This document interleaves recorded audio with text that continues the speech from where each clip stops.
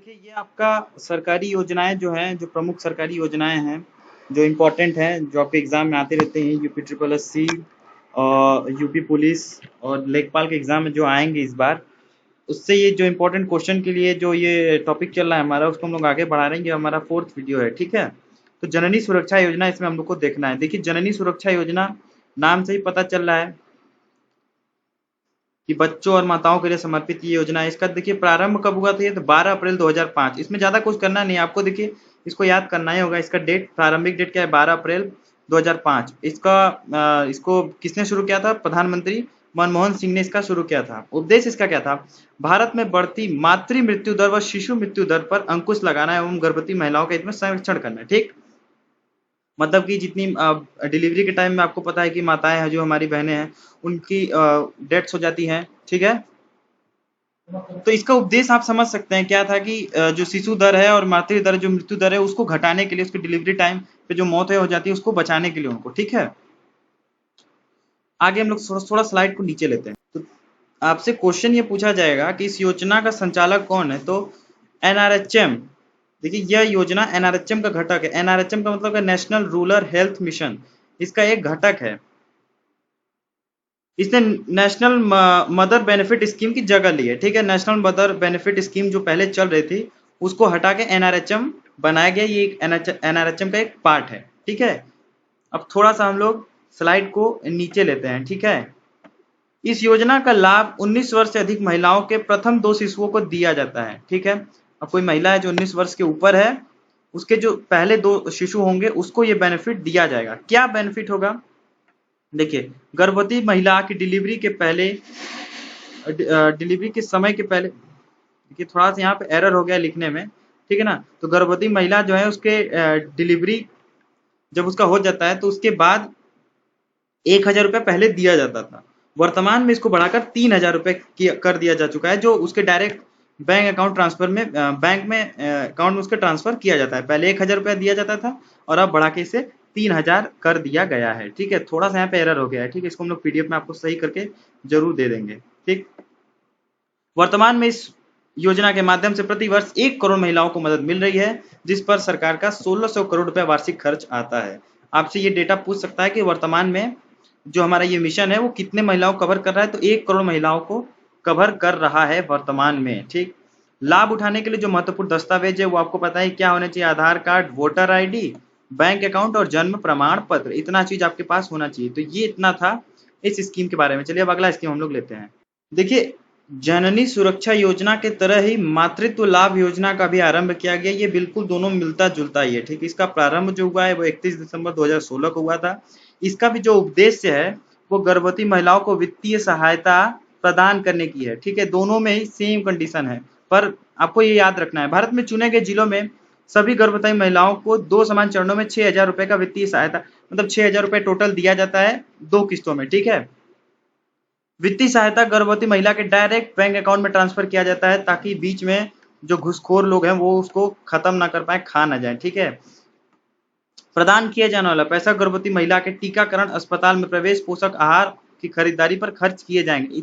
मतलब इतने चीजों पर उसको दिया जाएगा, मतलब इतने चीजों के लिए उसको पैसा दिया जाएगा, क्योंकि यही तो जरूरी है, और क्या जरूरी है, ठीक है। इस योजना को 1 जनवरी 2017 को प्रधानमंत्री मातृ वंदना योजना के नाम से बदल दिया गया, ठीक है।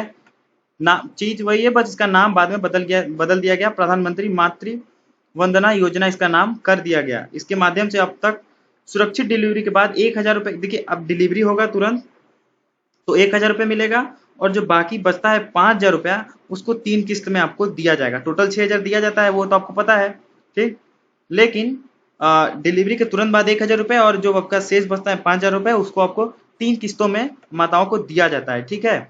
अब हम लोग अगला स्कीम लेते हैं। ये देखिए ये उतना इंपॉर्टेंट तो नहीं है, लेकिन फिर भी आपसे बस डायरेक्ट ये क्वेश्चन पूछ सकता है कि गांव चलो परियोजना कब शुरू हुई थी, तो प्रारंभ वर्ष इसका 2005 है। गुजरात के महसाणा जिले से इंडियन मेडिकल एसोसिएशन द्वारा इसका ग्रामीण क्षेत्रों में निस्वार्थ भाव से अगर कोई सेवा करना चाहता है तो गांव चलो परियोजना शुरू की गई थी, ठीक है। इसमें देखिए इससे ज्यादा क्वेश्चन आने का चांस नहीं है।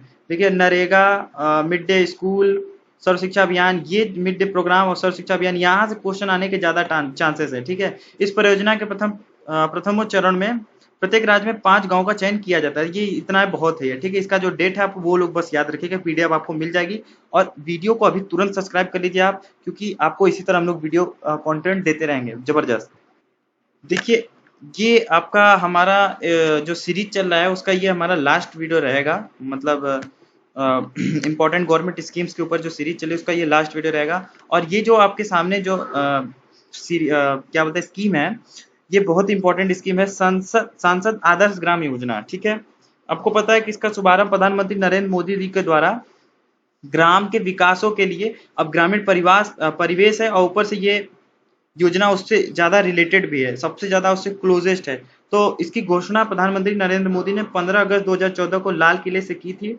बाद में 11 अक्टूबर 2014 को इस योजना को पूरी तरह से प्रारंभ कर दिया गया। तो इसका स्टार्टिंग जो डेट है वो 11 अक्टूबर 2014 है, और इसकी जो घोषणा की गई थी वो सबसे पहली बार वो 15 अगस्त 2014 को स्वयं प्रधानमंत्री नरेंद्र मोदी के द्वारा ही की गई थी, ठीक है।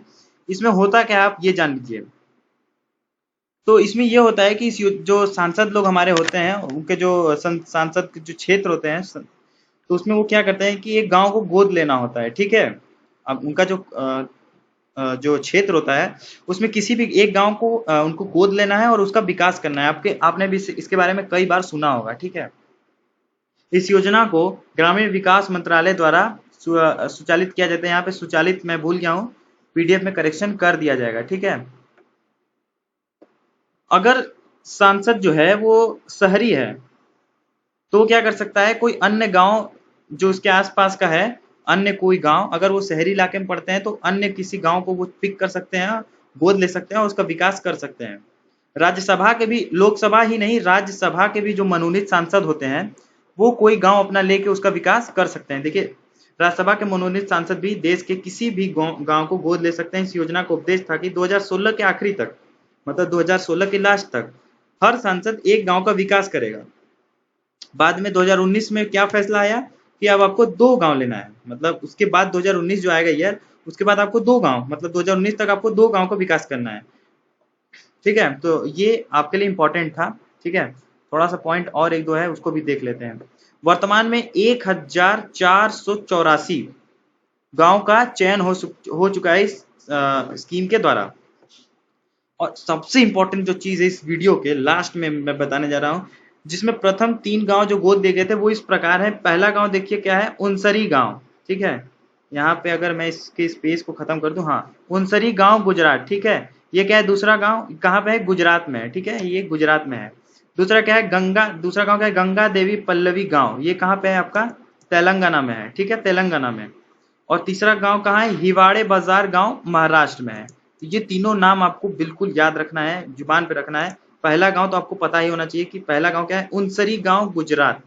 इसको सबसे पहला गांव है, इसको ही गोद लिया गया था, ठीक है। तो चैनल को अभी तुरंत सब्सक्राइब करिए, क्योंकि हम लोग अब आगे और भी अच्छा कंटेंट लाने जा रहे हैं। और हम लोग जो पढ़ा रहे हैं देखिए इसी में से पूरा फंसने वाला है, मैं दावे के साथ कह सकता हूँ, ठीक है। 25 में से 22 जो हमने लोगो ऊपर बनाया है, आपके थंबनेल बनाया है, वो बिल्कुल सही बनाया है। कंटेंट सोच समझ के लाया जाता है, इसी तरह नहीं, ठीक है। तो चैनल अभी तुरंत सब्सक्राइब कर लीजिए।